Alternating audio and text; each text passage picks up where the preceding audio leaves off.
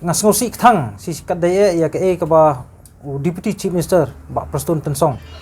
uong ya ka kantin ba kajing sim tax kajungi ka sarkar ya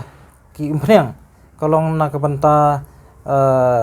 ka education tenrei ngani thu ye phi ka basngosi kalong wa kinahi kai school SSA nani kinahi kai school LP na kinahi kai school ngathrai hadu kar kini gisngi ba manta kim padyo do gitulon to subul ada arpusan hajar teligi kali dan lada lais pa sipho tangka kidonit manla kasngi te intu hota hak sisngi yo kono te mana thai na siu tulop noi gini gini kai skul ru te henry kum kalong manta ngai itu ipi karkum krang kalong basukran labla bar kabamsong nong rim bar kabamsong nia he iru kumjuru man ong ba yaki khajna jungi kaliru ngani itu ipi mentala nang pankio te na kalyang jungi ru ngi ong ba lakunu kumno 50% dewan ma ya tax bar kumjuru ngaong ba yakni ka life way tengka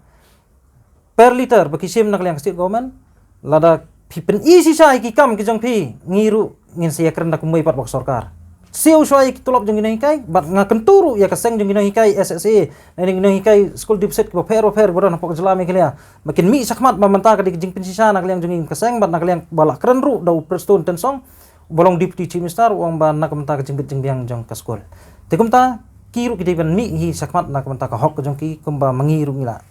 ngina ga ketiga diang mat ki ban pensisa kita